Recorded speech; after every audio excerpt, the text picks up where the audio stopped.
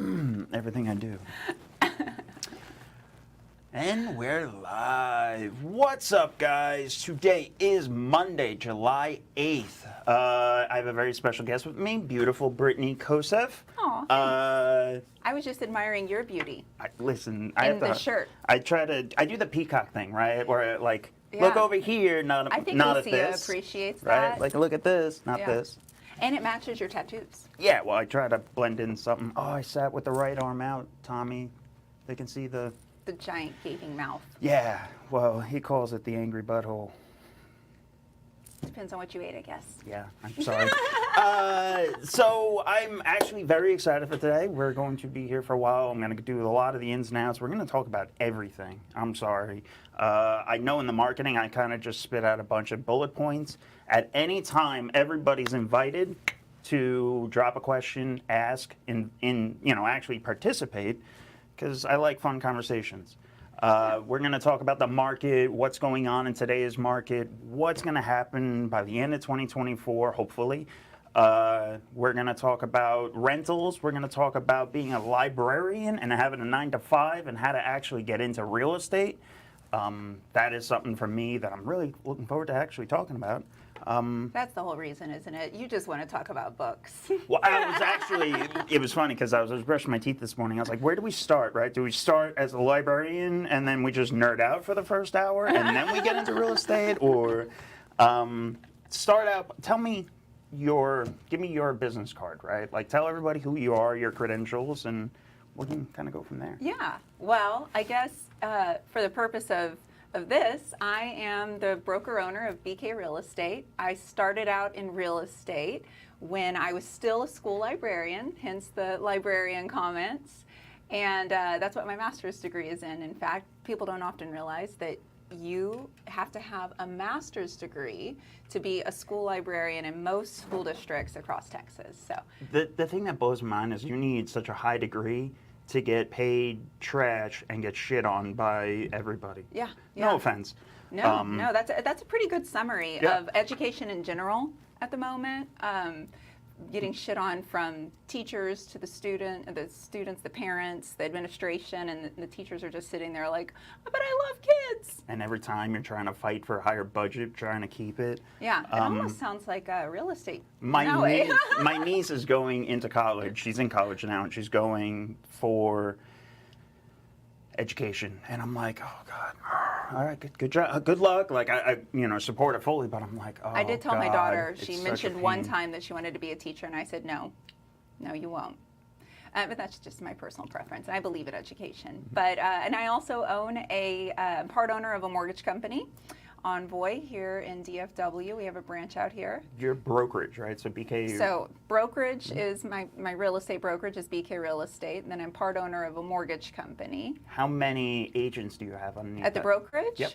We're about 90. 90 across how many Texas. different? Yeah. Because you guys are all through Texas, right? Yeah, so our biggest market center is here in DFW, and then the next biggest is San Antonio, then Corpus Christi, and then we're growing Houston right now as well.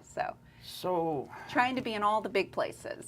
There's so much to digest there, right? So how do you get from books to having an entire staff? Like 90 people is absurd. That's why I wanted to get out there. You weren't just like, oh, I went and I started my brokerage. No, you went out and started your brokerage and have been killing it. Oh, thanks. Growing it. This morning I was texting back and forth with Tony, and I was like, just look at our website. There's so many heads on that one About Us page, right? And it's mind-boggling to me, and I have so much respect for it. For somebody that builds things and goes from that A to B to Z. I think that how is people, right? You surround yourself with good people. You form relationships. Real estate is a transaction business, but retail real estate and a brokerage is a relationship business. And I guess investing can be too. But I just feel like I'm all about mindset. You put out the energy that you want to receive back, and I try really hard to make sure I wake up every day with the right mindset so that I attract people that I want to be around. So when you're going through your hiring process, how does that So how do you do? So they're all independent contractors, right? So no one's an employee. We do have 2 employees at the brokerage, well, 3, but they're all admin. And in fact, you already know this, but it's my 2 sisters. So I'm the oldest of 7. And my sister, Bree, she's number 3 in line. She is the director of growth and development. And then my sister-in-law, Alex, she's married to my brother, who's number 2 in line. She's our director of operations. Awesome. And so, yeah, surround yourself with good people.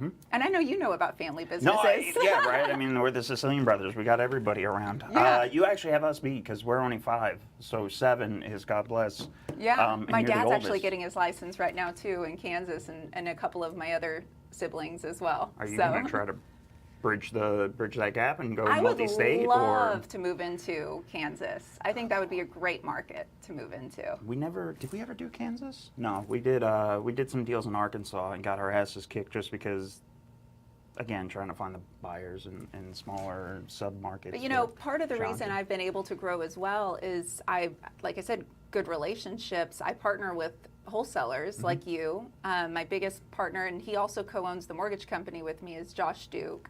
And Congratulations on your wedding, by the way. Yeah, you were I know, there. I'm so That was a excited beautiful for wedding. him. Lucia did the board for the them. charcuterie. Yeah, oh my yeah. God, people raved. She's and still raved getting. and raved She gets about that messages charcuterie. from the venue place, right? Talking about them. So That's amazing. Yeah, it was a beautiful wedding, and Josh. But my relationship with Josh has helped me grow professionally.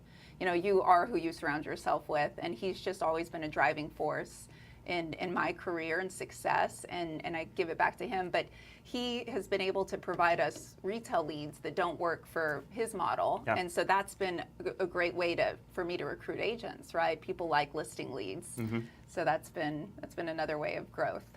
Take me through your first transaction, right? Going from books, how'd you get into, was it off market, on market? My very first Yeah, deal, your like when I first was deal. still a librarian. Because that's the first unknown is always, how do I do this, right? What's that first step? And a lot of times it's like, just take a step. It's not that hard. You know, it's so cool. My very first transaction, about 7.5 years ago, was a librarian. So it was a fellow librarian. She actually, and she's one of my best friends now, she actually just got her real estate license. She lives in Frisco now, and she's selling real estate and working at the brokerage too. That's awesome. And she's a school librarian. And that was just through networking then? Yeah, it was just my sphere. But really, I've never paid for a lead in my life.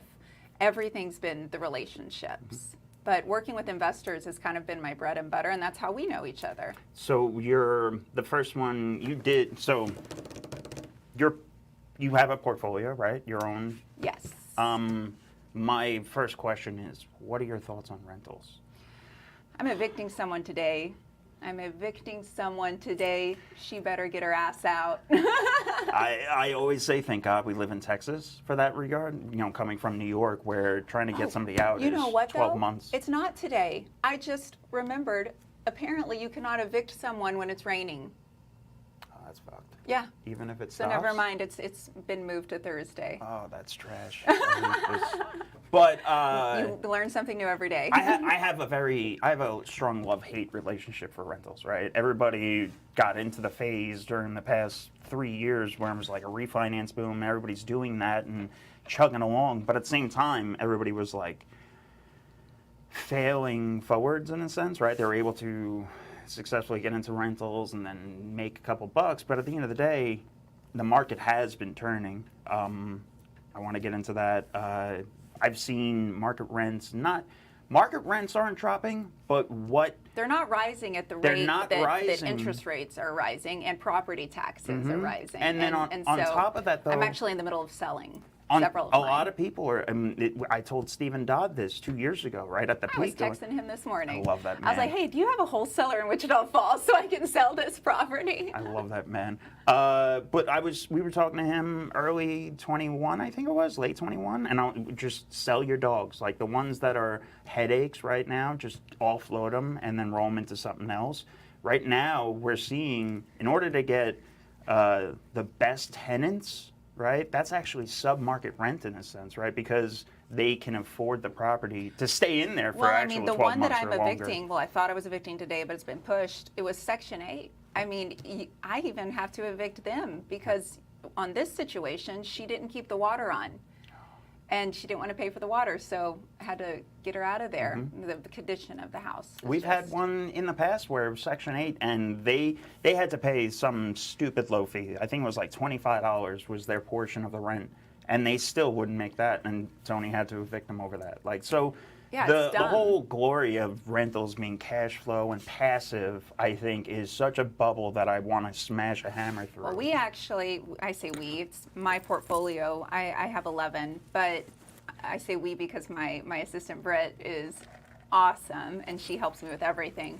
But we're transitioning to short-term rentals and mid-term rentals. It's just so much easier with, guest experience over tenant experience. You get them in and out 3 or 4 days at a time, and then our midterms, 30 days, they don't bug us as much as a long-term tenant does. It was one of those things that you have to have a good, everybody that I know that is successful in that, they have an amazing ground staff, meaning like cleaners, like people that can go in and turn that property over, because now you're in the hospitality industry. Yeah. Whereas rentals, you're just, you're providing that house and collecting, hopefully, something doesn't But blow I up. honestly am finding more joy in the short-term rental market than long-term rentals. I like the satisfaction of the 5-star review at the end of the stay and people enjoying our place. I just bought one out at Lake Granbury. Okay. And it's, Oh, yeah, no, I saw you on the lake. yes, Yeah. it's so great. It came fully furnished. It's right on the water. It Was even has a that pool. on market or off market? Day one on market. Okay. Yeah. What was the story of that? Was there any? So I was in a bidding war for another property, and she was asking me to up my earnest money to like $5,000 instead of $3,000, to waive my option, to just all of these things. And I didn't even love the house that much. It was just a great deal, and so I wanted it. But then this house came on market, and it checked all the boxes. Plus, I'm a real estate investor. It's a value add. It's the ugliest house on the block. I got it for $586. The house to the left of me just appraised for $900, and then the one to the right's in the middle of renovation, and it's probably going to be $1 million plus. That's awesome. So I just feel like I'm in a great spot. Right. Got an ugly house in a pretty neighborhood. Were you? No, I don't want to answer those questions. I was about to get into financing, but it would yeah, I don't know. ADD. Sorry. Well, we can talk about that. I mean, the mortgage company that I'm part owner in did the financing because it's close by, and the kids and I'm a single mom, you know that. Kids and I use it several days out of the month. I was able to qualify for a vacation loan, which perfect. is slightly better interest rates. I was able to put 10% down instead of 20, and we use it, so it's perfect. It's like the best case scenario. Are you going to? You're able to. These are things that are above my pay grade. What's the Philadelphia contract or whatever? The tax rental back to yourself. Augusta rule. Augusta rule. That was it. Georgia. That's what I always think of that. The Augusta rule. So for a certain amount of times per year, you're able to rent it back to yourself for that business. So a lot of people do that this for. situation, I believe it's like 10 days a month that I need to live out there. So It's easy. easy enough. peasy. Yeah, that's a weekends. Yeah. That's perfect. Did it come with any boats or anything? It came with 2 jet skis, which, single mom here. With boys. I have a boy. a 13-year-old son who doesn't fucking help with anything. Yep. I mean, he doesn't know how to drive a jet ski. Well, he does now. 'Cause I Yeah, he's taught gonna him. learn. But 2 of my girlfriends came out and helped me, and you should have seen us. I was literally sitting on top of the jet ski for the first time with you 2 right in front of me going, okay, you turn it on. Hold on, wait, push the button. All right, that worked. Nice, here we go. Amazing. Baby steps. Everything's baby steps. Yeah, but I felt so much accomplishment getting these jet skis. Oh, and then the whole place is basically booked in July, except for a few days that I blocked off. And so I wanted to bring the jet skis here to DFW to use for the 4th of July. I've never driven a trailer before. I've never loaded jet skis on a trailer. Oh, good Lord. And so we got that done. And once again, I'm just like, yes, did it. All right, so that one's the impressive one for me. Just because trailers backing up, man, there's like YouTube channels just for I that still don't only, understand. like boating you accidents. Turn it It's the opposite way, but that doesn't make sense. Don't jackknife. What? Oh. Yeah. No, and then getting it on by yourself. Good Lord. Well, I didn't do. I mean, I had help. thankfully Britt, my assistant, lives out in Granbury, and so her and her partner came out and thank God helped me. So let's get into the market, right? Because that is something that I know you're posting about. I read your emails all the time. Yeah. We were talking about those before. The reason why I was asking, because I actually like them. I Thanks. jump in everybody's funnels, and I'm always looking at everybody else's marketing. So I love your email blasts. The market, what are you seeing right now? Well, the most recent email that went out was, I just feel a lot of, I list a lot of houses. My sisters and I, the two that are admin at the brokerage, we also are in production. We're called the Selling Sisters.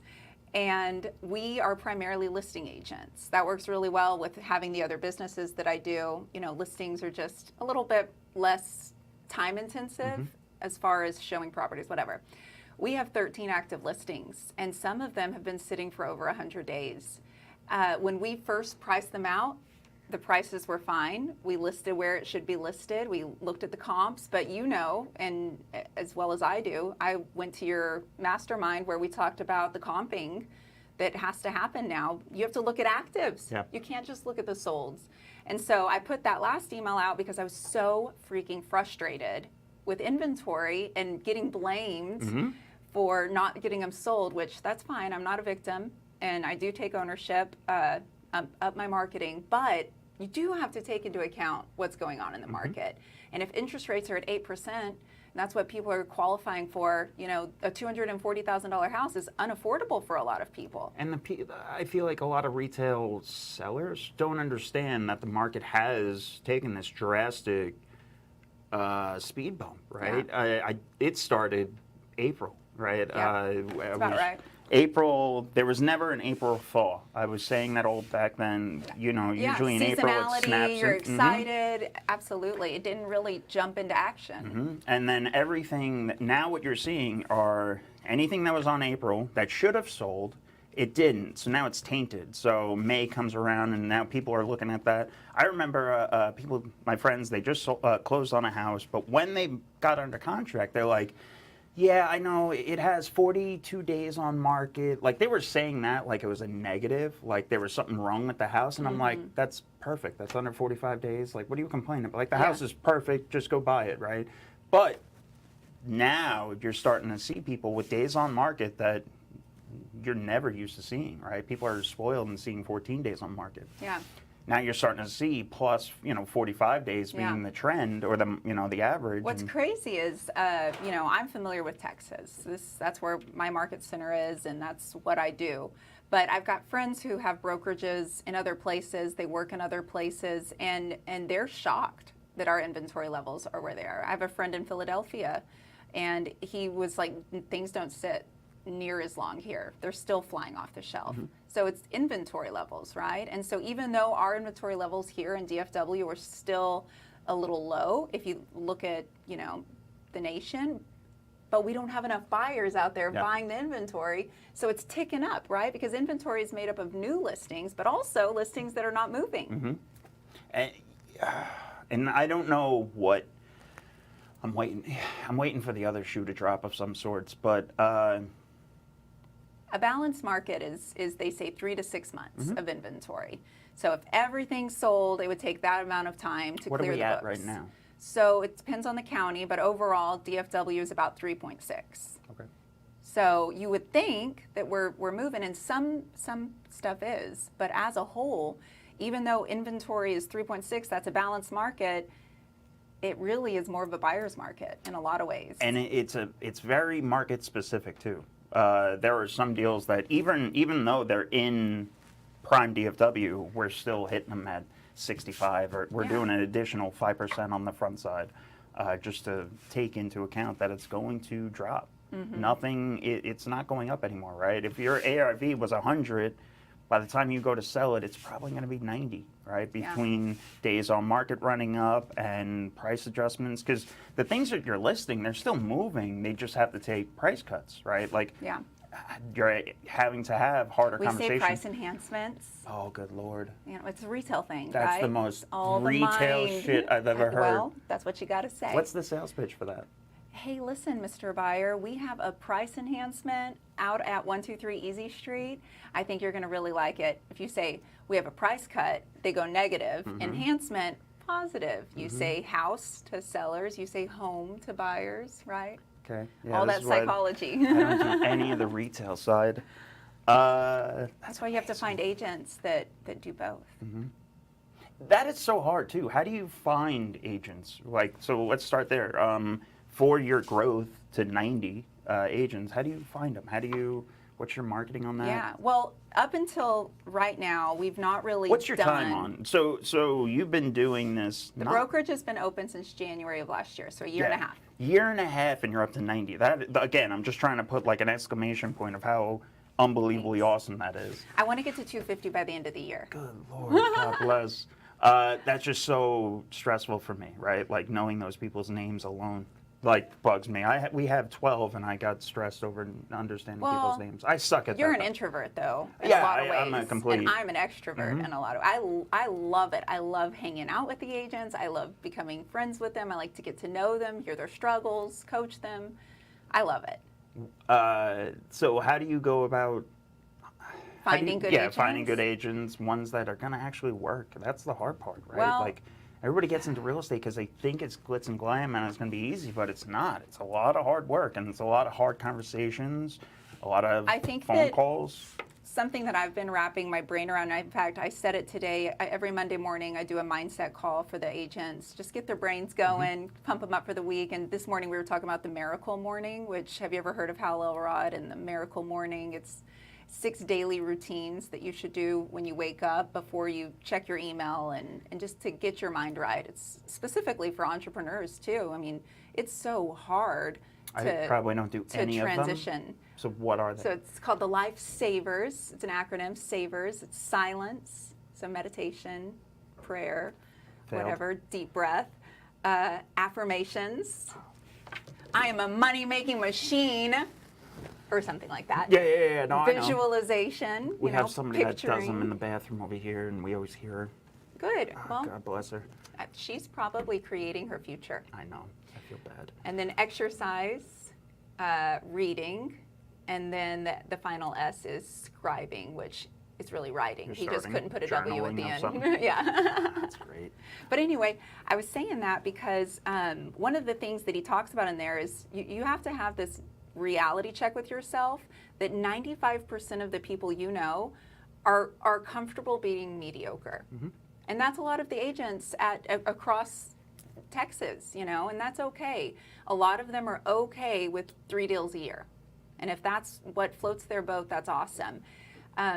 Only 5% of people are going to get out there and hustle, and that makes sense, right?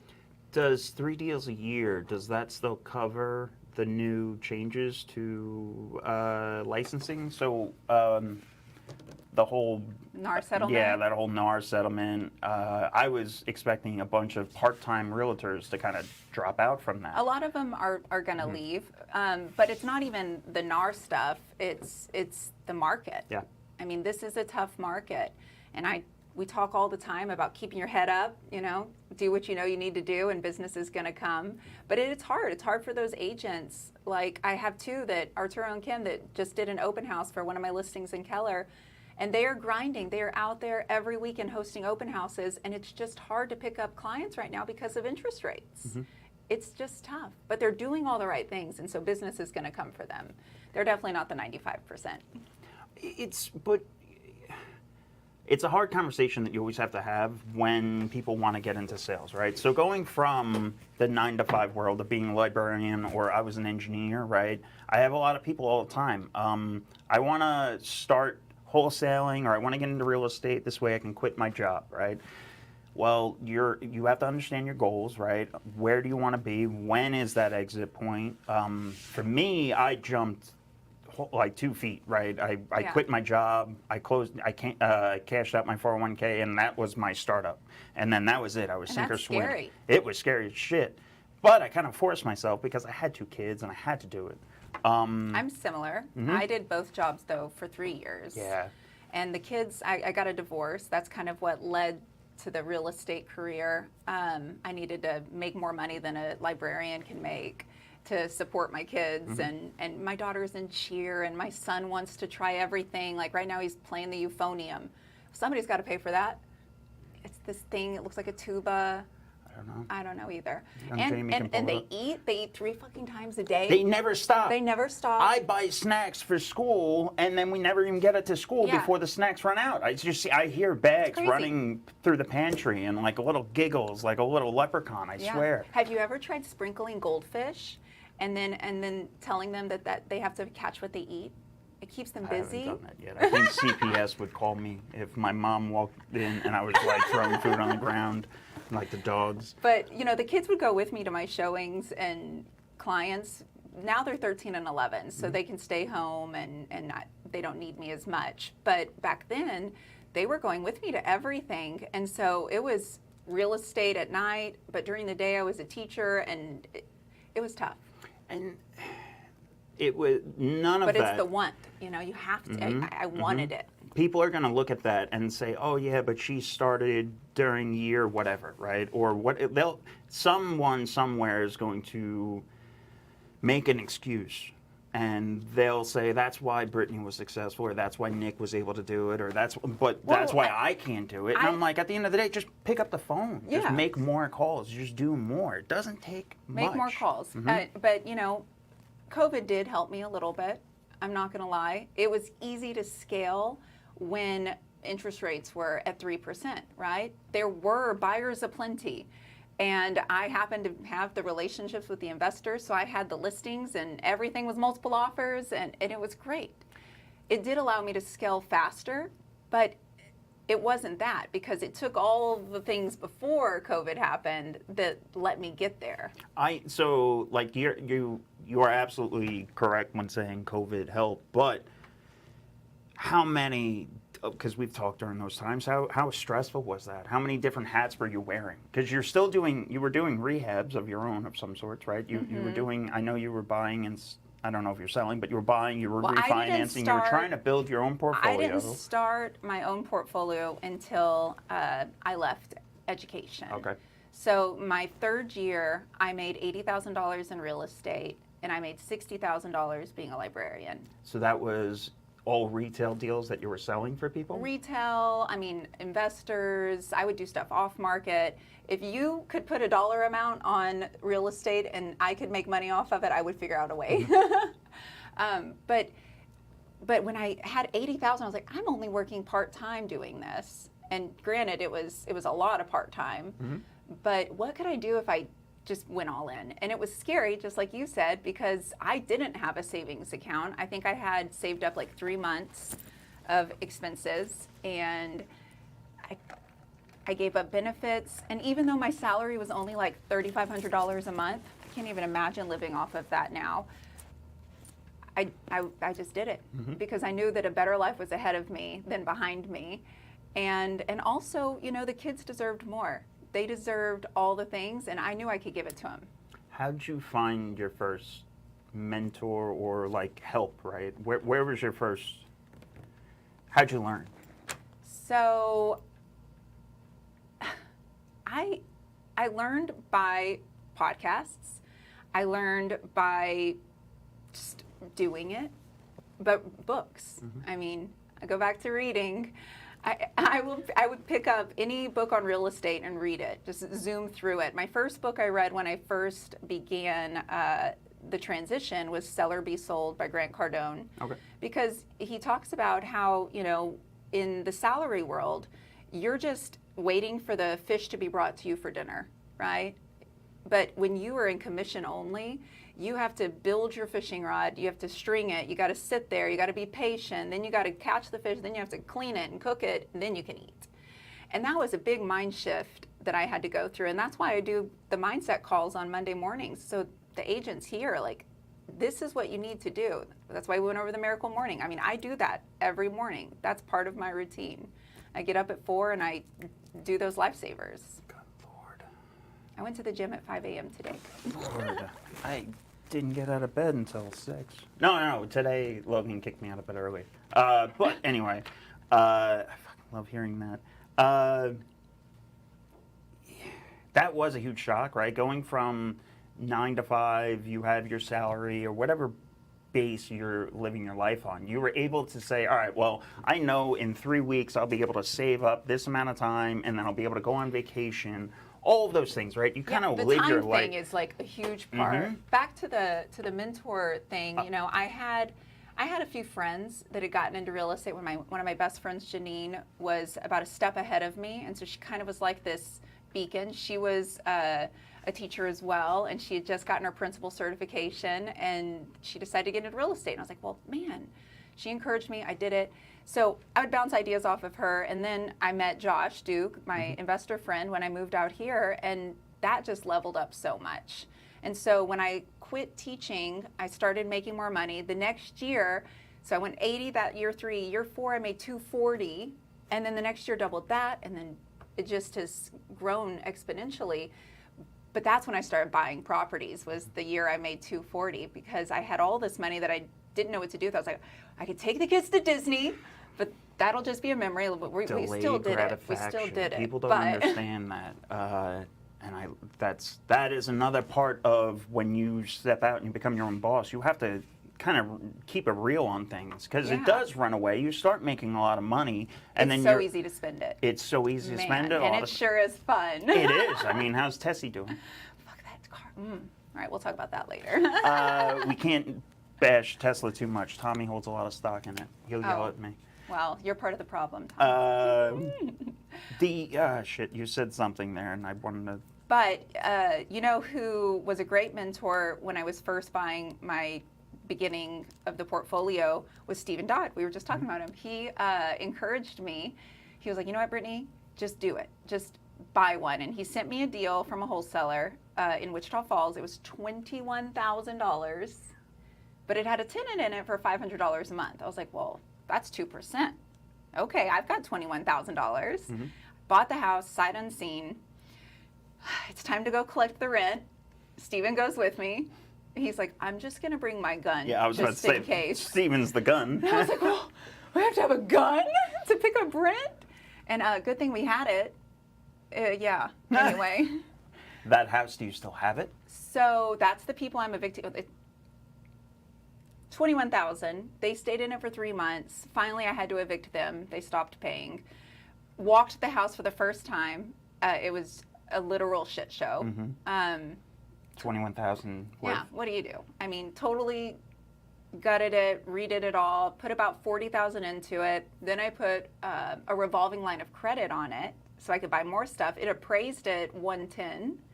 I put a Section 8 tenant in there for 980. So still doing pretty good. Then with that revolving line of credit I'd now had at my disposal, I was able to buy a property in Arlington that became a short-term rental, which I just sold that one 2 months ago, and that's how I bought the lake house. So that's the beauty of real estate. Scale, scale, scale. And none of it was any secrets, right? Like none of it, everything you're doing is retail financing, from what I'm gathering. Yeah, well, the revolving line of credit was a commercial product. But you can go to a bank for that, is what I'm saying, it's just right? a small local bank. You're not like, all right, I have to find private capital. I have to use other people's. You're still using other people's money, but you can do it in a retail way, right? Everybody looks for an easy button to do things, and there is none. You just got to do it. There's a million different ways to skin this one cat, and that's what I love about single-family rentals. Single-family residential properties. I'm convinced they're the best asset in all of America right now. Do you have any commercial besides? I have a 6-unit. How's that? In Wichita Falls. Okay, all right. 6 units, very small. So it's 3 duplexes on one plot. And I have short-term rentals and midterm rentals and 2 long-term renters in there. What's the drive out there for that type of? So, you know, it's, I mean, do I tell everyone? I'm just kidding. I'm abundance mindset. Everybody can have everything. I've tried. So me and Dodd go all the back. He's been, Wichita Falls is great. Him and his big gulp. He's been trying to get me out there for a while. I drove out there once and I didn't have cell service. And I said, I'm never coming back here again. Well, Midwestern State University is there, plus one of the largest regional hospitals is out there, plus Shepherd's Air Force Base. Do you get like traveling nurses and such? Or? Traveling nurses, people visiting their kids at school. wives or husbands visiting their spouses that are based in Wichita Falls. Do you run the same ebbs and flows as like beachfront communities for Airbnb? Or is it more? It's pretty basic. I feel like we're a pretty hotel room, but that 6 unit makes me $2,000 a month. It outperforms all of my other properties. That's amazing. And the values have. I bought it from a wholesaler. Yep. Bought it for like $250, put about $100 into it, and then refinanced it, pulled out all of that cash, and was able to go do more. Have you been looking for new properties, or where are you at with that? So, we just did the lake house. So right now I'm taking a little break. But my goal is 10 by the end of the year, 10 more. But I don't know. That seems pretty lofty with also wanting to get 250 agents. So you got 6 months to do it. Yeah. What are your goals set up for? Well, I mean, obviously, I know what your end goal. I mean, what's your metrics that you're tracking to get to that, right? Do you have a certain amount of offers per week you're making and all that, or anything? No, not yet. That's the thing, right? I have this goal, but I have no KPIs to track it. Well, I do, more though, for the brokerage, and that's why I'm like, is 10 really something that I can even do? I would put that as more of like a personal goal, right? Like that's not your business goal, because your business goal is your brokerage and growing that and everything. But it's always like I'm trying to remember the whole like. That's like me saying I want to have abs by the end of the year, right? Like that's my goal. If it happens, yay! But if it, Ozempic. then I get that saggy face and shit. Then you get the saggy and Ozempic face. I got to keep this buttercup going. Yeah, I get it. Did anybody have any questions out there? I don't even know. Tommy's got the camera control, so I don't know if anybody's watching. I don't know if anybody has any questions. If anybody does, please drop them in the comments. Everybody's always allowed. Jessica is always talking shit. I love her. I miss her. That's right. To find an agent, she just calls me.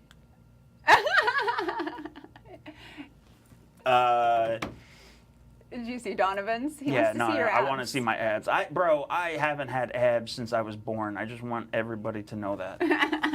I've tried every sport known to man. I've done everything, but even when I was my skinniest, I was still like a potbelly fatty. Well, here's the thing. This is what I was going to say. One thing I'm trying to get better at is reminding myself that when I say yes to something, that means I'm saying no to something else. So you say yes to abs, you're going to say no to tacos. You say yes to more assets, I'm going to say no to dedicating time to the brokerage. So I'm trying to be better at no. So how do you? That's a good question. How do you manage your time between life and work? Right. So I know you're somebody that has a very well-established home life, right? You have 2 kids. You guys are always going on vacations. You guys have beautiful times together. At the same time, you're managing this empire. How do you stay sane? The miracle morning stuff. No, really, like starting your day with intention and calm is. I couldn't do it. You know it. Like the days you're running late and your alarm didn't go off, and you're like, shit. Guys, get in the car. Let's go right now. No, you don't need lunch. Let's go. School lunch. This morning, Logan slept late. Yeah. He didn't get out of bed until 9:40, which was the latest he's ever slept. And like I have photos like standing above him. I took a photo. I was like, wake the fuck up, wake up, like because I was supposed to be out of the house by 9, and I know you're coming in today. So in my head, I'm like, but at the same time, I'm like, sleep, child, sleep. Yeah. I don't want you to wake never up. wake a sleeping baby, or whatever the saying is. Yeah, he's a 7-year-old. But still. He's also a sadistic, maniacal child. Yeah. Just loving and. He's my twin. He really is. So I'm getting my ass kicked. So sorry, Dot. I love you somewhere. This is payback. I know it is. Dom had a question. Don Kinsley. Don. I love it. If you were both to start from square one today, what would be your roadmap, knowing what you know now? So if you were to start over today, what would be your roadmap? Yeah, how would you do it? I tell this to the agents. A market-proof business, a market-proof real estate business is one where you don't turn business away. And so I think I would have learned more about investing from the beginning, because I wanted to sell pretty houses. I wanted to give people their dream home, and I still want to do that. But a market-proof business is one where you're helping flippers, you're helping wholesalers, you're negotiating creative financing deals, plus helping people find their dream home. So I think that if I could go back, I would start the investing side from day one instead of waiting. And that's why at the brokerage, we do teach that. I want the agents to understand what a creative financing offer looks like. What's a novation? You know, if someone asks you to list something with equitable interest, can you? And so we teach our agents all of those things. Most Thursdays we have an investor call. You've been on one. You came in and talked about squatters and eviction rights, and we shared some laughs, and the agents learned from you. We're doing the same thing on Thursday with Josh.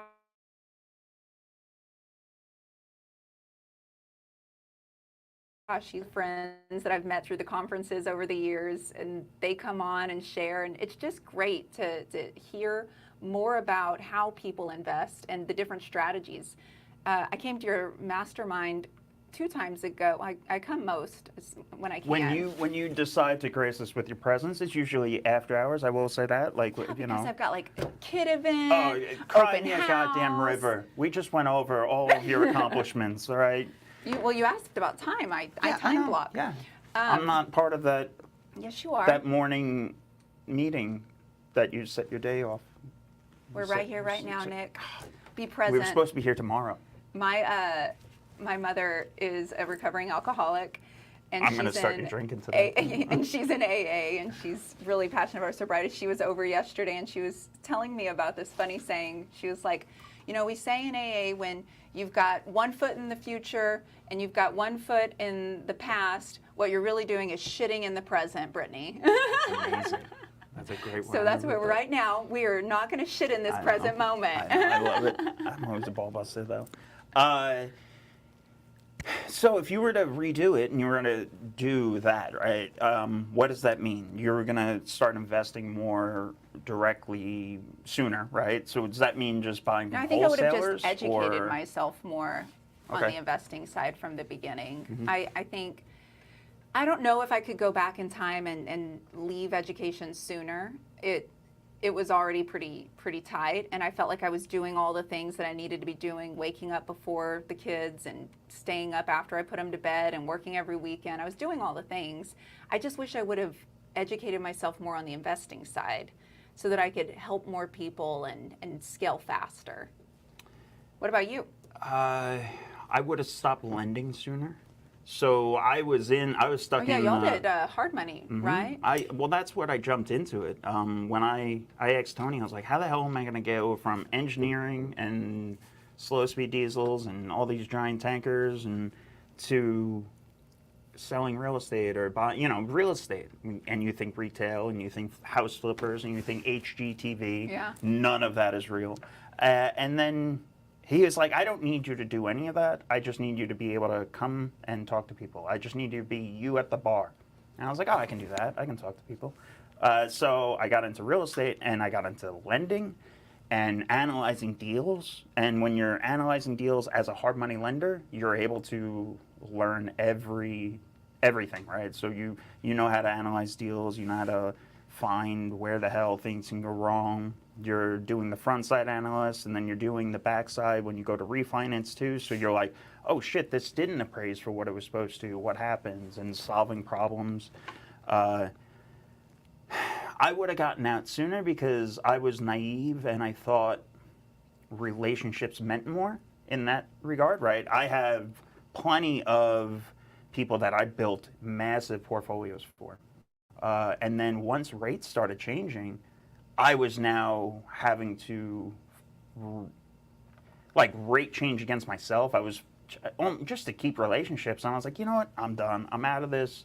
2023 came. That is tough. And I hung it up. I would have rather built my portfolio than everybody else's. Yeah.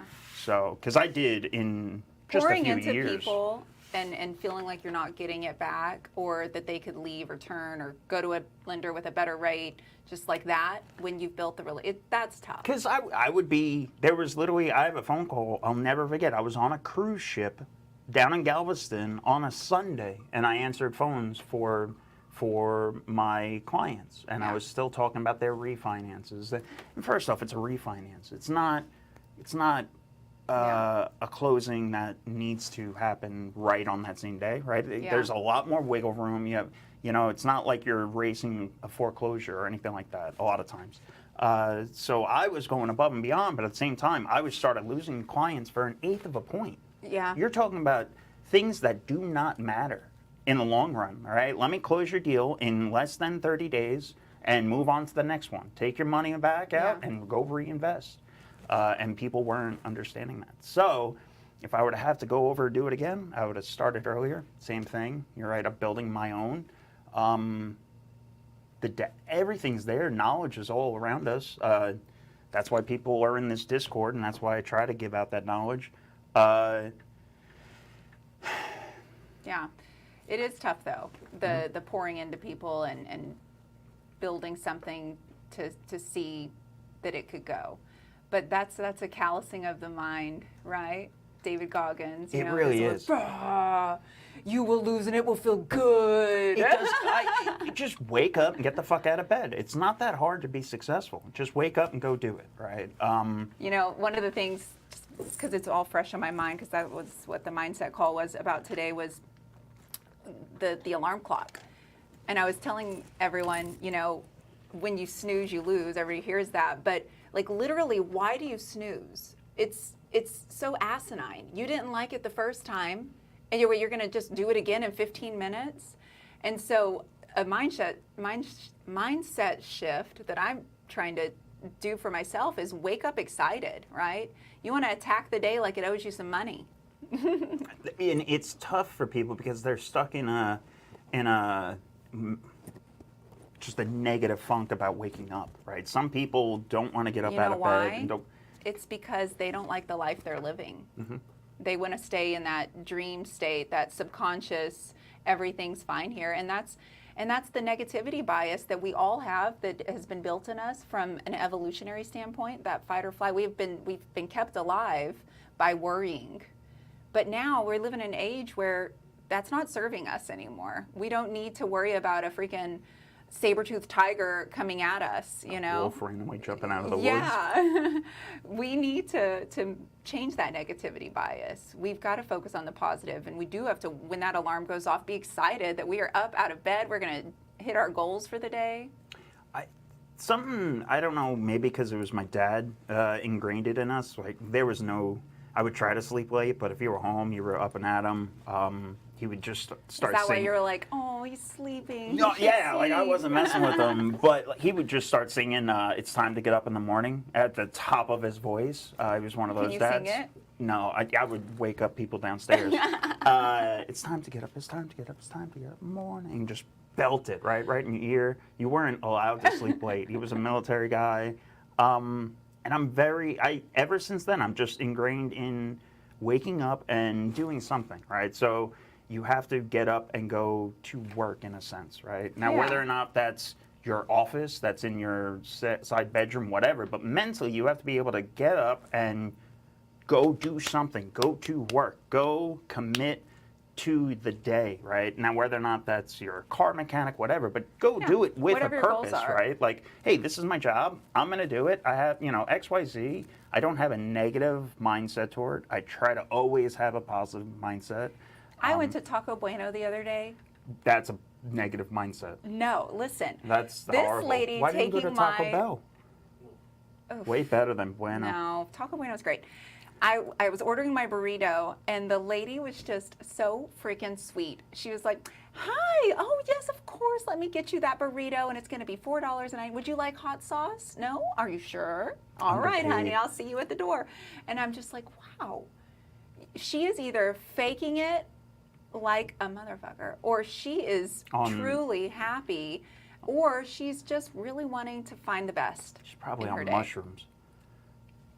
More power to her. It's really got brain benefits. I love it. Did we have any more questions or anybody chiming in?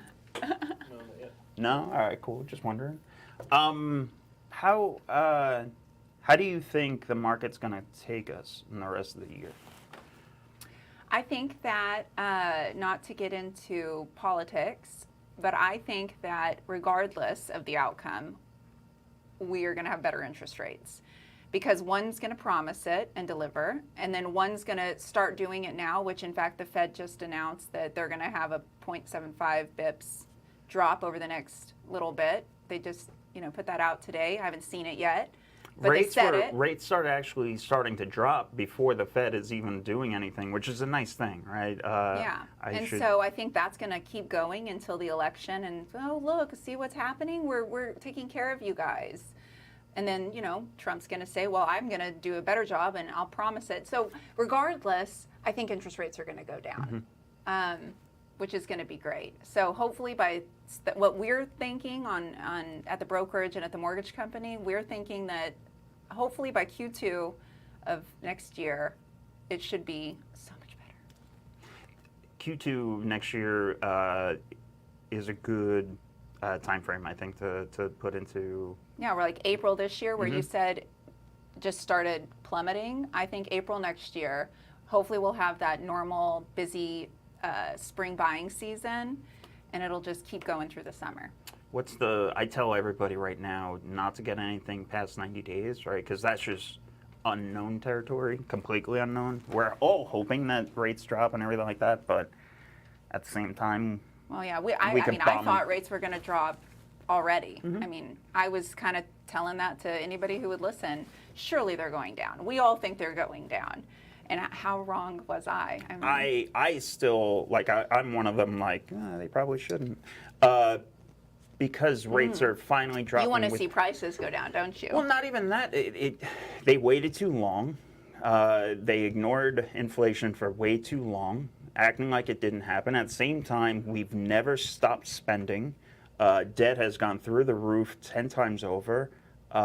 Even today, and again, not getting politics, even today, we're still spending. We're sending money overseas. All that's doing is increasing inflation. And the only thing that's going to battle that is taking money off the supply, raising rates. We're starting to see relief without the Fed doing anything, which is like the market's kind of self-correcting. Which is what they want, which is what you want. So my fear is if they do anything, does it actually affect anything? Probably not. I think it'll affect buyer confidence. That's the one thing. That is a huge part of this whole conversation. We can talk about what the actuality is. Maybe they go down, maybe they go down slightly, maybe they don't go down at all, but it's the confidence associated with it. Because I bought something at 8% interest rate, my lake house, 8%, that is insane. But I have confidence that it's going to get better.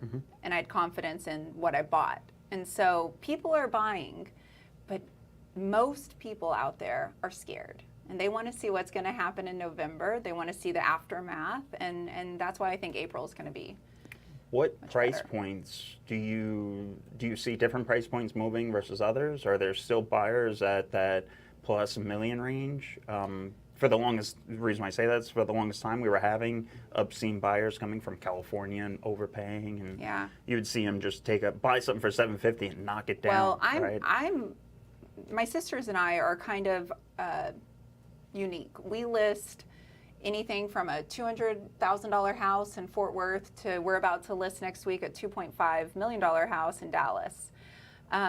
We have one on the market right now, 1.6 in Keller, and it's getting more showings than our $500,000 houses.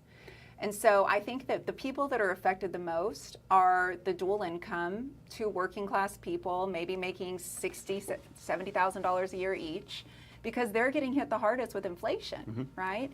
Eggs really are expensive. Car insurance has gone up. Home insurance has gone up.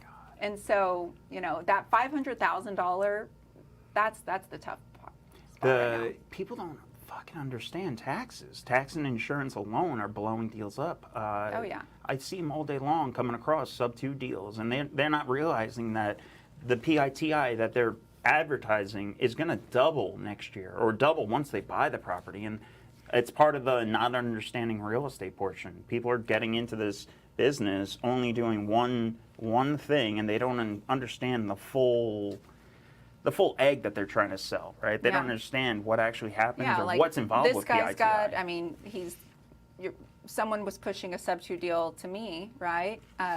Payment at, let's just say $2,000. But the guy had a homestead on it. So we already know that as soon as this closes, that's gone. Property taxes are going to skyrocket, and then, you know, it just totally kills the deal.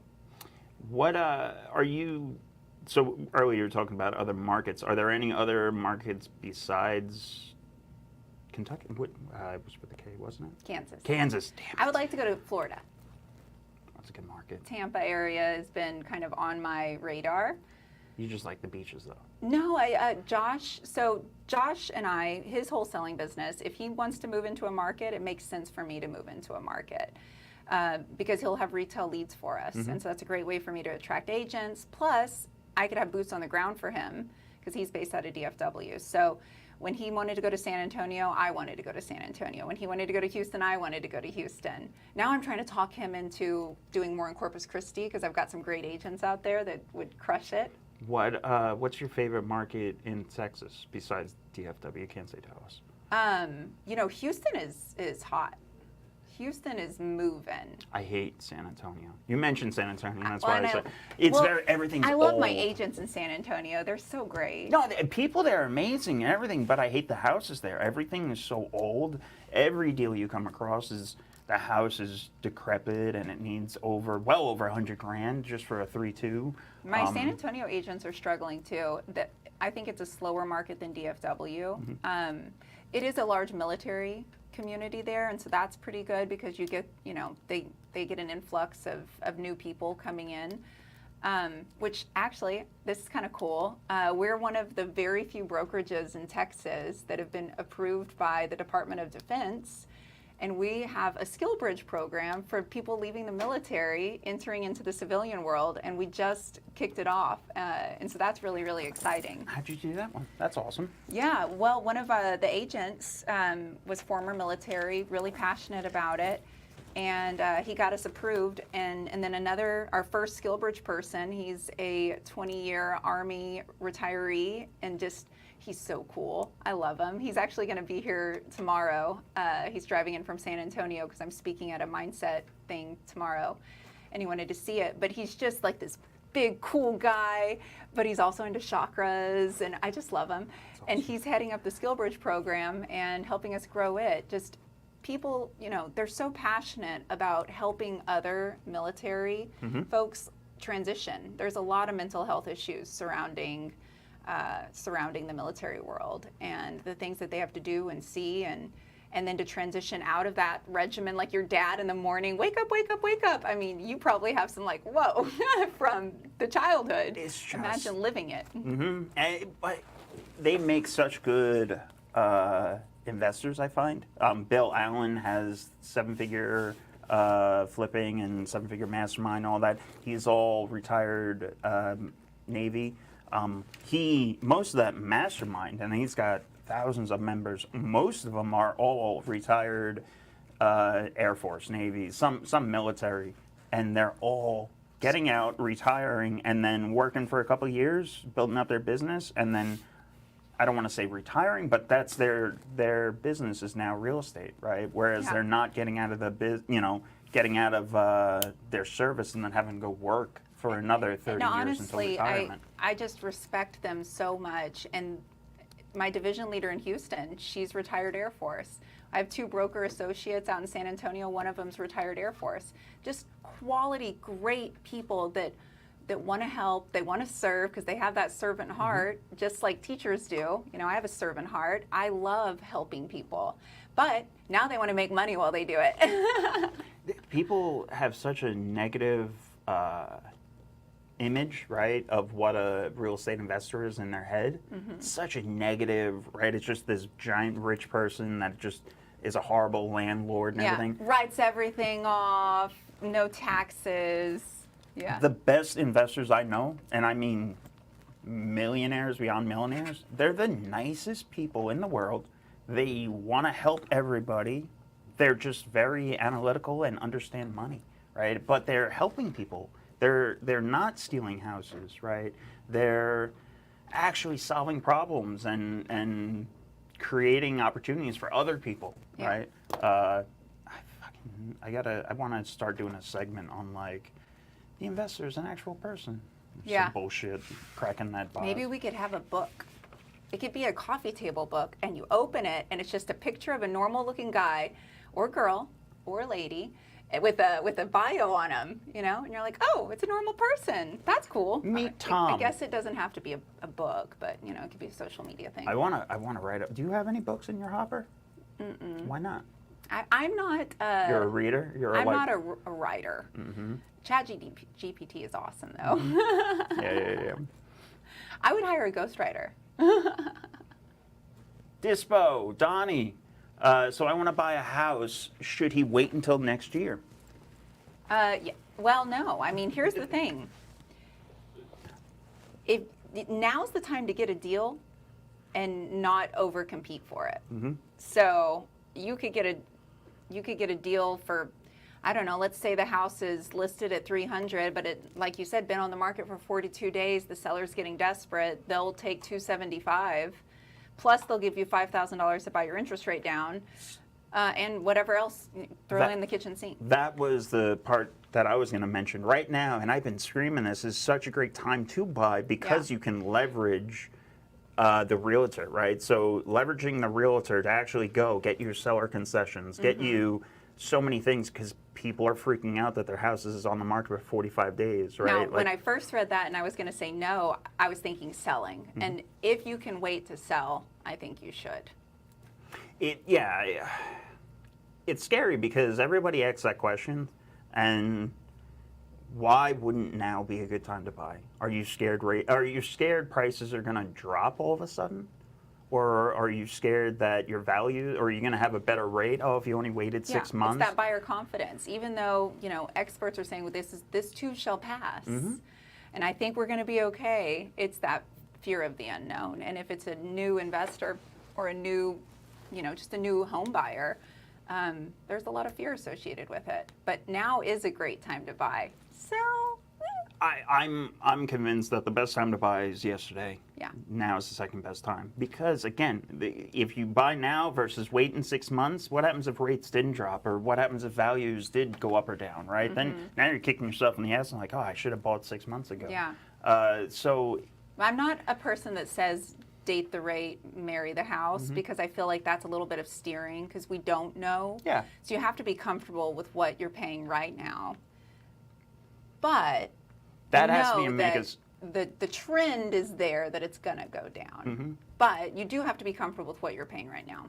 as long as that deal makes sense, right? Meaning that you can stress test that deal, no matter if the market goes up or down, is it still going to cash flow, right? You're not, all right, I'm cash flowing right now $300, but in order to get that, I'm doing $50 above market rent. Yeah. I'm really pushing the property. I'm making it so it doesn't take much for that property to then fail. You're putting yourself in a box that could crumble. Yeah, if that's the only case, then no, absolutely not. Don't buy that. Right now is not time to buy something that isn't something you can afford. Yeah. But you might get a great deal. Yeah. So. I mean, I'm looking just for me and Lucia right now. Like now that in the next year, I'm moving just because there's going to be a deal that comes up. Right now, you're starting to see all those great things. I like that the market's changing. Well, and you'll put a lot of money into your property, so I'm sure you got a little bit of equity in there. We have plenty of that. So, now it's like... I know a great realtor if you need one. And now I'm sure you'll find one for me. How many listings do you do yourself? Are you still doing your own? Yeah, the Selling Sisters. Yeah, the three of us. I have 2 listings with Harrison. We do kind of multifamily and more of the commercial stuff together, and I've got a couple of other commercial listings with another agent. But as far as like retail residential, me and my sisters do those, and we have 13 right now. How are you in commercial? Do you guys do a lot in that side? Or one of the reasons I started the brokerage is because I wanted to be able to do whatever I wanted to do. I sold a 42 unit in Wichita Falls. Stephen helped me, and my broker at the time was very uncomfortable with me doing that deal. But in my mind, I was like, how am I going to learn if I don't do it? And that kind of rubbed me the wrong way, and that's when I decided to open the brokerage. I really didn't do it to be where I'm at now. I just wanted to do my own thing, and I took a few agents that I thought would benefit from the leads that I had with me, and then it's just scaled from there. But I want the agents to try new things. If they want to get into commercial, let me help you. If you want to get into farm and ranch, let me help you. Instead of just out there not doing it or failing in it. What are your thoughts on commercial, like for the next 6 months or the next year? I mean, I believe that is completely different than. Do you know what the percentage of people that work from home part-time or full-time post-COVID? It's up there, isn't it? It's 38%. But that number is slowly starting to go down as, we realize the value of being in a community. I mean, you have an office, you guys come here. It's nice to be around each other. It's nice to bounce ideas off, but it's not necessary. I bet a lot of what you guys do outside of this kind of stuff, you could do from home. When I worked, even before COVID, right? When I worked in the lending side, there was 5 of us in that office, and throughout the week, I would maybe see one person, right? Just the way some offices work, it's very spotty, where people come and go their own hours. Even the ones that actually have office positions, some of them are rotational too. But I think getting into like the retail commercial side of things is always going to be a winner. I don't think that if you have say you have a strip center with a solid anchor store right in the middle, and then some cool ancillary stores, you're going to make money. It's the office buildings that I probably wouldn't want to do a lot of investing in. But now, everybody's self-storage and RV parks. There's so many avenues in commercial real estate. I don't have a question. We should talk about, while I'm here, the NAR thing. We brought it up, but we didn't really. Can you explain it? Yeah. Like I'm 5? Yeah. Well, boys and girls, there was a time when people were not disclosing commissions. Which commissions? So this all started because realtors were not doing a good job. That's really the beginning of the story and the end of the story, as so many realtors don't do a good job, but not at BK Real Estate. They weren't having those open conversations that commissions are negotiable. There is no standard fees. There are fees that are kind of common in different market centers. An average or whatever. An average, but there's nothing that's standard or required. But people were not having that conversation. They were putting 6% on there and then not disclosing how that all played out. And so sellers didn't understand that you can negotiate that you could say, well, you know what, I'll pay you 2 and them 3. Where is that negotiated? Is it on, where is that? It's at the listing appointment. Okay. Right. So if I'm selling my property, I'm Old Man 123 Main Street, and I'm going to hire you to list my property, it's on that listing agreement, right? Where that initial one, not before you do anything, right? But, you have to have the conversation. You can't just send the listing documents over. But people are scared to have the conversation, to say the consideration that you pay me is negotiable. But this is what I charge. And that's how we say it. I charge 3% to sell your home, Mr. Seller. I recommend that we pay a buyer's agent because it's like any marketing expense. It's like staging your home. I recommend you pay them 3%. Let me show you why. And then you show them that all the other listings in the neighborhood are paying 3%. You want to be like them, right? You want to have every opportunity to sell your house. Yes, I do, of course. You want to sell a little bit faster? 4%, right? Like that's part of the negotiating conversation. You could also have that conversation. But people weren't having it. And so a group of sellers got together, sued, and then it just turned into this major thing where we had all of these big brokerages settling. We had Better Homes and Gardens settling. We had Ebby Holiday. Everybody's out there throwing millions of dollars to just stop. And so finally, NAR came in and said, okay, let's stop this. If we make these changes, effective happening soon, actually, in August, then we'll be better. And so now the MLSs, who are part of NAR, the National Association of Realtors, are implementing these changes because we as realtors need access to the MLS There's not a workaround yet. There could be. You need access to the MLS, but you don't have to be part of the of NAR, right? Some MLSs require you to be part of it, right? And then even if they don't, they follow NAR's guidelines. So now here in DFW, most of the agents are part of Metro Techs, and they do a great job. They're teaching and training and coaching and helping us, which I was just named 40 under 40 by Metro Techs. I'm super excited about that. Congrats. Yeah, they're a great MLS and a great organization, but they're teaching us what to do. But they're going to remove the buyer's agent commission field from MLS. And so that's added another layer of crazy for realtors, right? Because now if we want to know if we're going to get paid as a buyer's agent, we have to reach out directly to the listing agent and ask, hey, what's the commission on this? And negotiate it from there. But also with all of this, the Texas Association of Realtors is reacting and bringing out new forms that we have to learn and start using. And one of the biggest things is you cannot tour a property with a potential client until they sign a buyer's representation agreement. So that's something that or a lot of agencies used it to make sure that they get paid, but it wasn't required. Now MLS could say, hey, I saw that you scheduled a showing at 123 Easy Street. I need to see your buyer's representation agreement. So that's going to eliminate a bunch of tire kickers, hopefully? It will, yeah.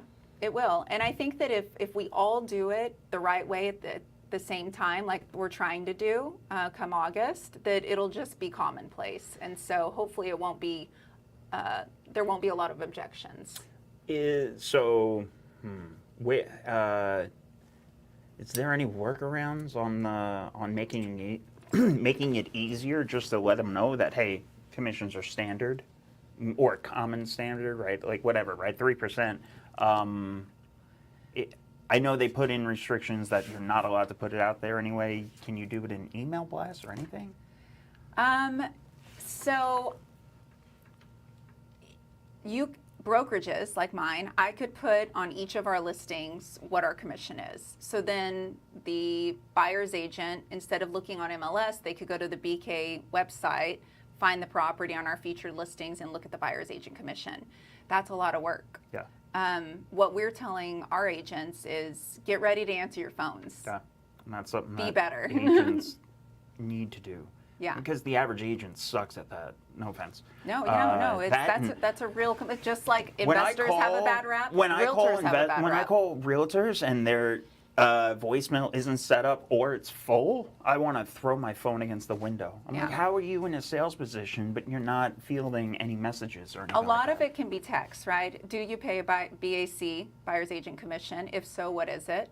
Right? That's easy.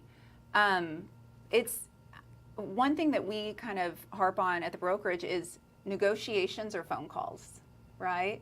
Negotiations need to be phone calls. They need to hear your voice when you say, hey, yeah, we are paying a BAC. It's not 3% though. It's 2.5% per my seller. You know, if you want to try and write in 3 and up the sales, like, you know what I mean? Negotiations need to be a phone call, but a lot of stuff could be done through text. Why the one, not the other? Why such a harp on the one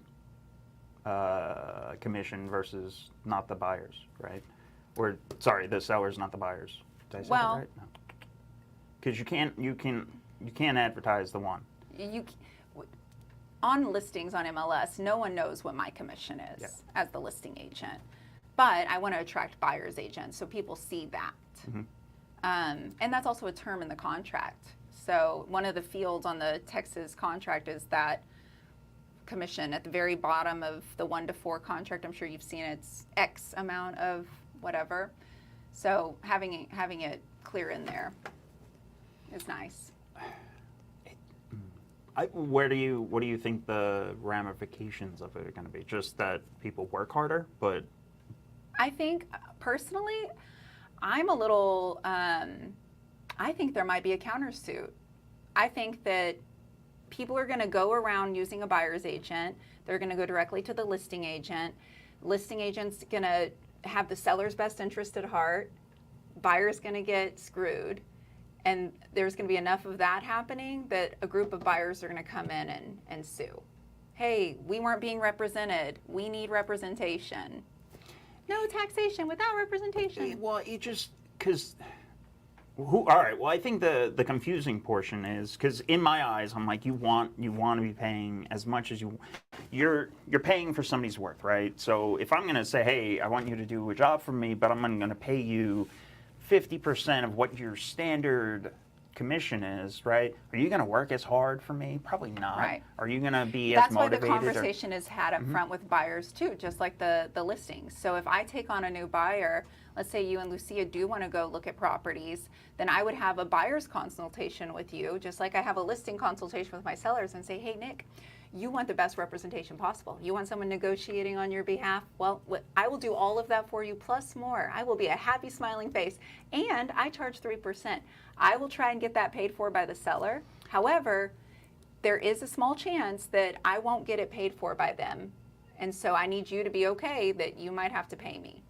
That was the point that I was going to get to, is who pays for that, and it usually comes out of the seller's portions, right? Right, but we're starting to see some sellers who see the headlines and have agents that aren't educating them about what marketing is, and that you want to pay a buyer's agent commission, starting to do zero BAC. And so now those buyer's agents, a property comes up on the MLS, it's a zero, but their client loves the property. What do?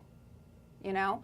And so that's where we can get creative. We can write in concessions. We could go a little higher than ask price and kind of get the net proceeds to cover our fee. But there's a chance that it won't work. So that's why I think that countersuit could happen if enough buyers get burned. Yeah, because by not having good representation. It doesn't take much for somebody to say, I'm not going to get paid on this. Screw that. We'll go to the next one. And it's just a simple click, right? But it's a very simple thing to skip over. Real estate is dynamic, though. We're going to see the ramifications of this. We'll see how many listings aren't offering it and what happens to those listings. We'll find out. And we'll just keep changing and growing as more and more data is collected. Have you seen any difference in what type of listings are going retail, or like what you're actually seeing come to market? So we've been saying for the past 6 months, we've been seeing a lot more short sales actually getting approved. So that's more of like an avenue that we've been taking on the investment side, is doing more short sales, offering them, stuff like that. Yeah. Have you started seeing any changes? I'm seeing less ugly houses, to be frank. Turnkey, beautiful houses are selling faster. And so I'm seeing less poor condition, needs work properties getting listed. They're going straight to wholesalers. Yeah. They're still out there. They're still out there. They're getting but I'm seeing less of them. Do you need a break or anything? I know you're freezing and stuff. Right? It is so cold in this room. I'm sweating still. But, That's all right. Sorry. Look, I blame the cameras because the cameras overheat if we don't. But at the same time, I think it's for you. I sweat in the shower, so I try to stay as cold as possible. But all the women in the office do pay the price, I promise. But at Christmas, I also bought everybody really nice blankets for the office. Everybody took them home, though. So it was kind of like, why the hell?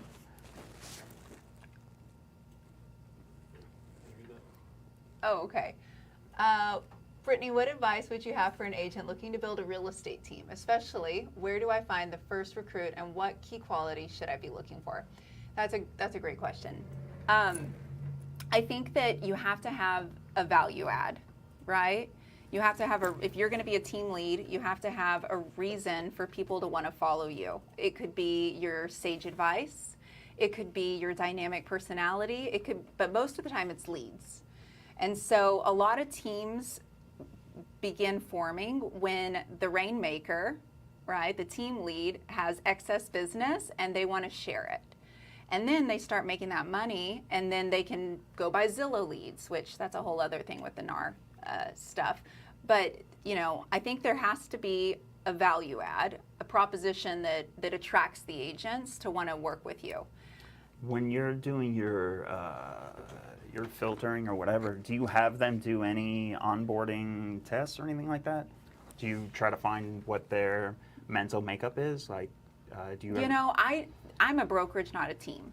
I think that if I were a team lead, which I guess I am, but they're my two sisters, so they're an automatic shoe-in, and they're awesome.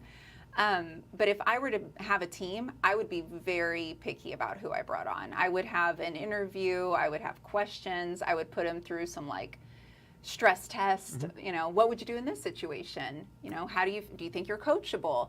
As a brokerage, I want to just provide a place for any agent to come in and plug and play. We have a lot of resources. We do have onboarding, but we don't require them to pass anything or go through an interview process. Really, we are the ones getting interviewed all the time. You kind of said it earlier too, because you're going to have everybody. You're going to have some that are only going to do 3 deals a year, and you're going to have some that are going to be doing 3 deals a month. And those goals are completely through the spectrum. And it's like fishing, right? I throw the net out. I went to Champions recently to do a recruiting event. Champions is a school of real estate for real estate. And I brought lunch to everybody and did my whole like, you should choose us. But I don't know when I throw that net out if I'm going to get agents who want to bust their asses and make calls and work and come to everything and tap into our resources, or if I'm going to get an agent who wants to do 2 deals a year. And that's okay. We're a place for everybody. You know, just like you provide this amazing resource every day to your mastermind people. If they tap into it, that's awesome. But you're here and you keep doing it. That's the biggest, it's the biggest kick in your nuts almost, is like, if you start watching their metrics too much, right? If you're like, oh, I'm providing all this water, why aren't the horses eating, drinking? Well, you can only do so much, right? It's up to them to decide who they're going to be and if they're going to be a killer or not. Yeah. But just always providing that for them, that resource. I really do believe this, feel this, try to live this. I just wake up every day wanting to be the best version of me.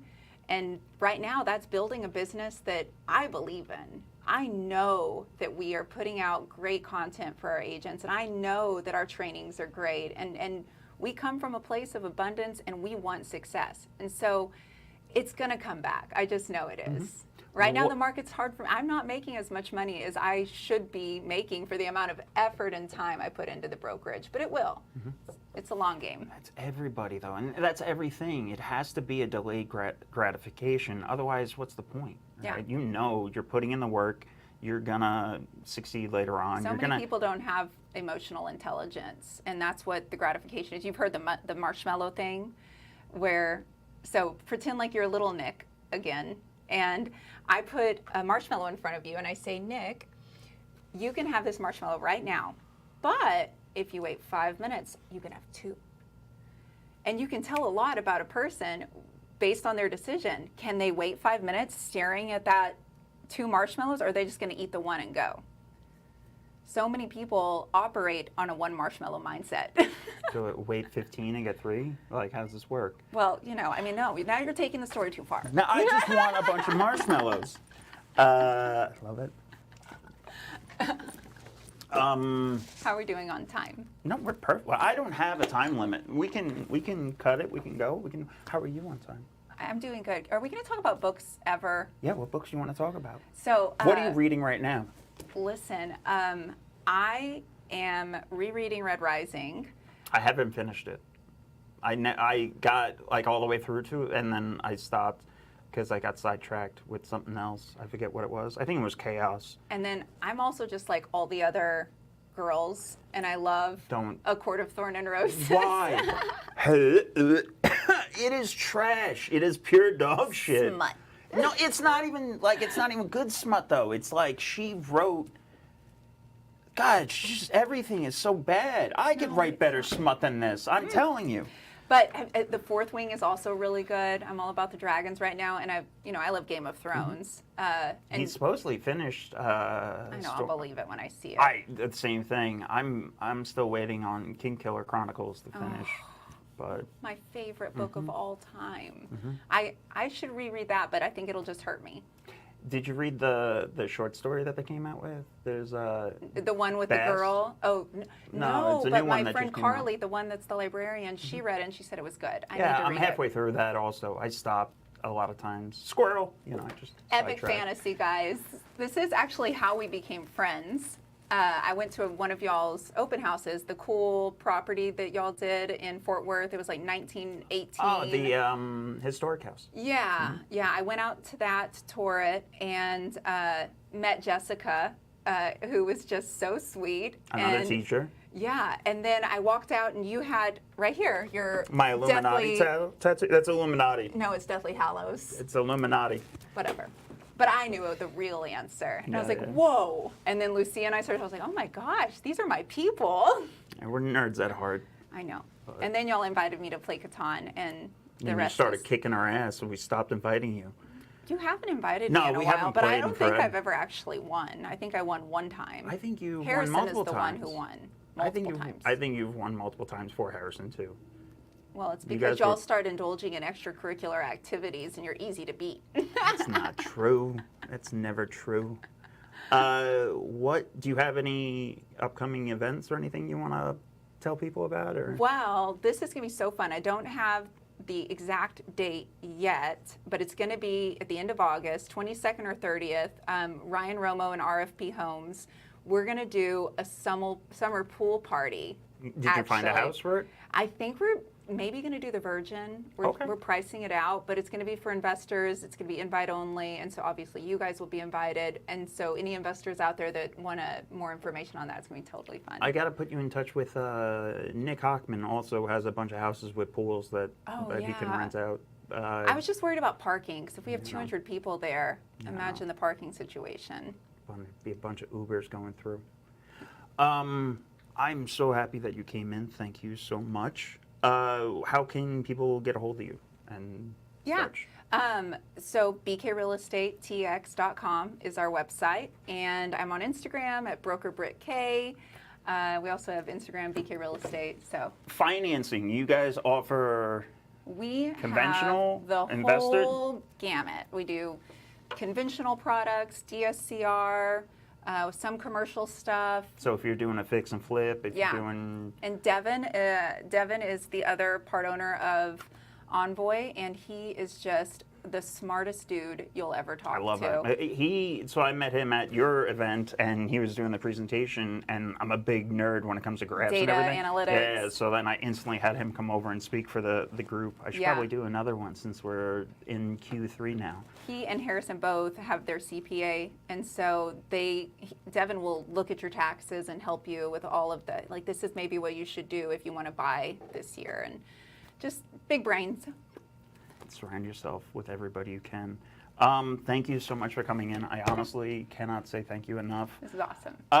Guys, I hope you guys enjoyed it. If anybody needs anything, reach on out, reiaf.com. Join the Discord. The link is in the comment. Join the Discord. We're always doing calls like this. Any way we can help, let us know. Keep Like and crushing it. subscribe. Like and subscribe, all that weird stuff. So, thanks, guys. Keep crushing it.